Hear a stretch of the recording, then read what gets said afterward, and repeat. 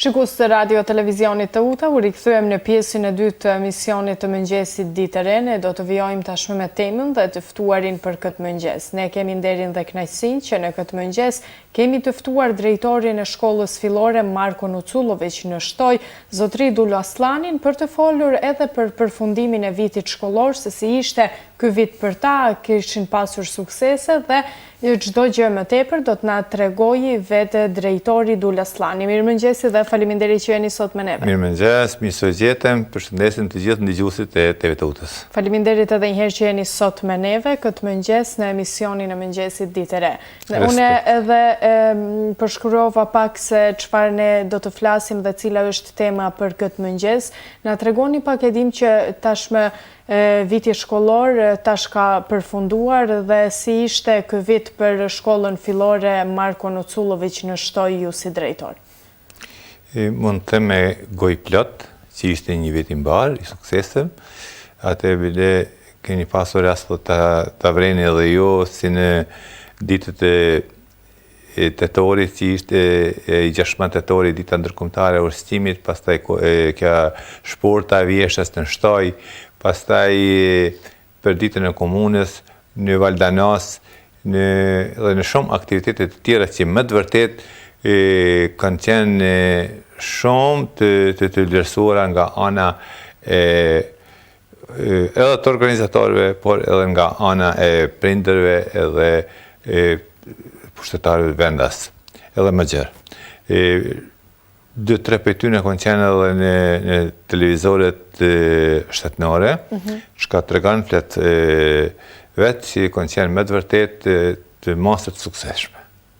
Cilat kanë qenë ato suksese që ndoshta edhe pjesëmarrje të nxënësve në për gara, keni pasur gara të ndryshme që ju mund t'i veçoni? Kemi pasur edhe gara, nuk kemi arritur si mjetë ndoshta në vendin nderit, por kemi pasur gara, kemi marrur pjesë në gara, por vlen të përmendet që është punu shumë edhe në rujtjen e flamurit të ekoshkollës, që rinovimi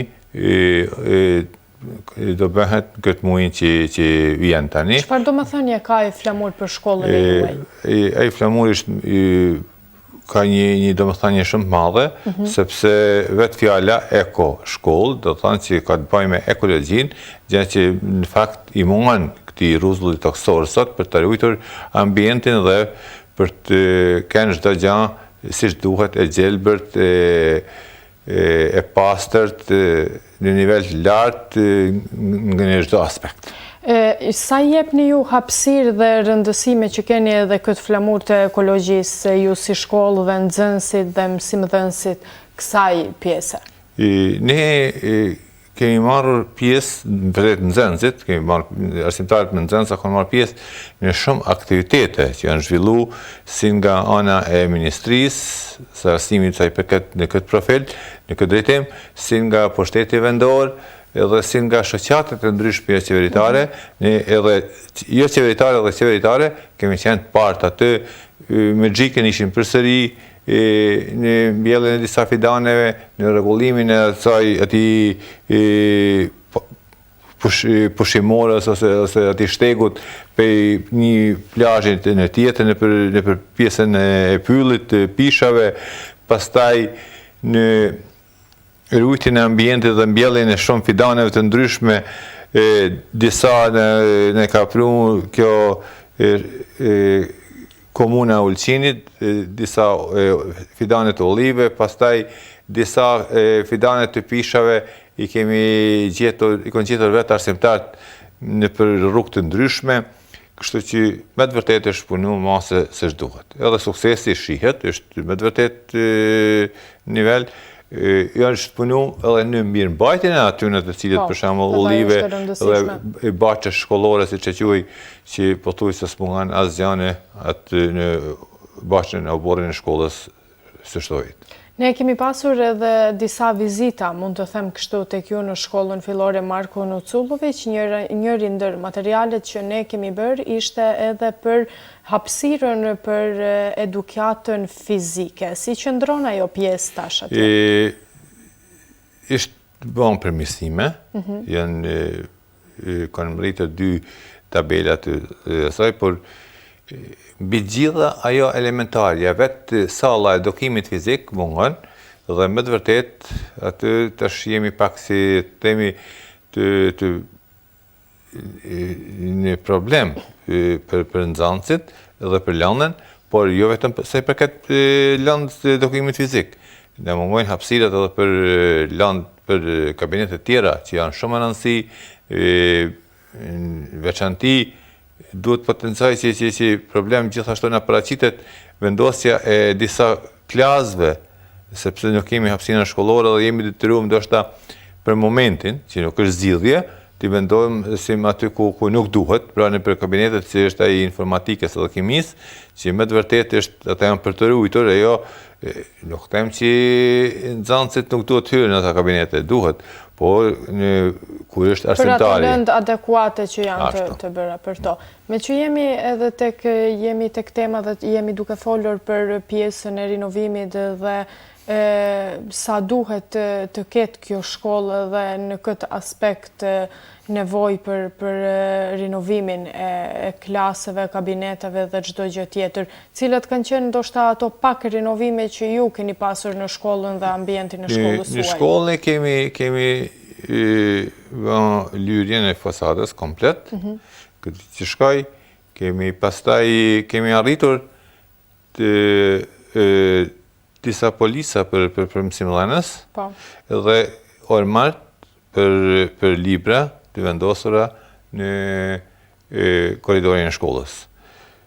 Me ata mundësi që kemi pasur ne, pastaj duhet të përmendi që Ministria na ka ndalë dhe kombin e ri për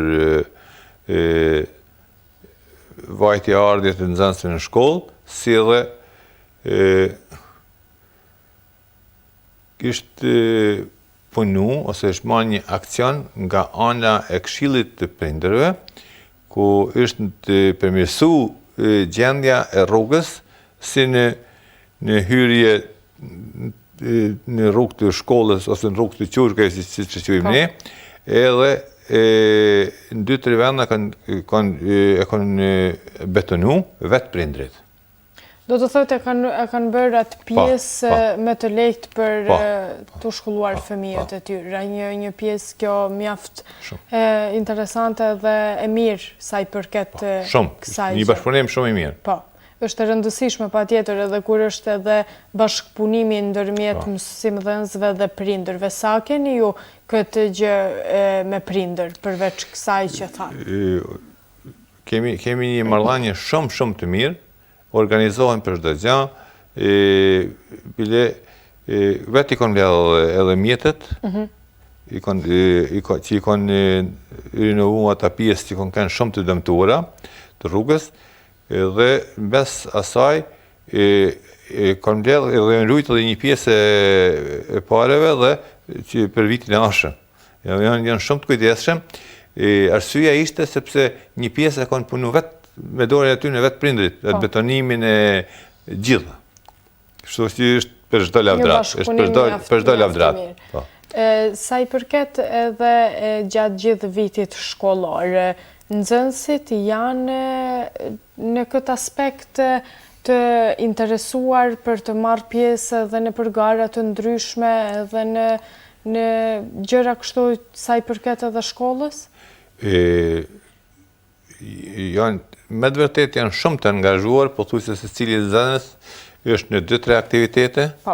Këtë ka treguar edhe programi i lamishëm për ditën e shkollës, ka qenë vetëm për prindërit dhe për nxënësit, arsyeja sepse nuk kemi pasur mjete të bëjmë një program me ftesa, por ka qenë aq i larmishëm sa që më të them që ishte një kënaqësi me të vërtet shumë e madhe. Kjo është merita e mësimdhënësve që kanë punu me ata nxënës që janë shumë të talentuar. Përfundimi i vitit shkollor erdhi. Ju si drejtor i kësaj shkolle, sa jeni i kënaqur me këtë përfundim të vitit dhe cilat janë ato synime që i keni për vitin e ardhshëm? Kënaqësia ju të kanë me të në drejten mësimdhënësve, se kanë bëjë një punë me të vërtet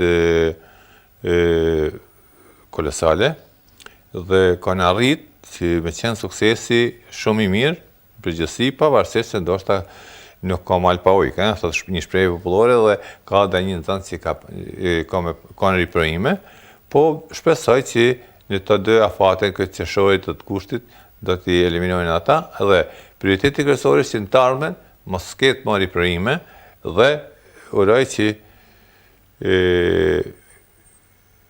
organet kompetente si pushteti lokal ashtu ministria ta kenë parasysh që të bëhet diçka për zgjerimin e atij institucioni. Është mase e nevojshme. Patjetër, cilat do të jenë ndoshta edhe unë ju pyeta edhe më herët për synimet e vitit të ardhshëm, keni ndonjë synim që ndoshta nuk keni arritur këtë vit për shkak të kushteve apo edhe diçka tjetër që vitin e ardhshëm t'i realizoni? Do vazhdojmë kryesisht atë raportet, marrëdhëniet e mira me pushtetin lokal dhe me ato të ministrisë, që me mujt me ardhë deri te realizimi të paktën i një projekti, për arsye sepse dihet që ajo pjesë është jashtë planit urbanistik dhe të paktën të bëhet një plan urbanistik që të përfshihet edhe shkolla, se sot pa plane nuk ka asnjë ndërtim. E vërtet. Ne ju falenderojmë që ishit pjesë e emisionit të mëngjesit dhe faleminderit edhe një herë që ishit me neve. Ju urojmë shumë suksese. Faleminderit TV të Utës dhe ndëgjuesve të saj. Faleminderit.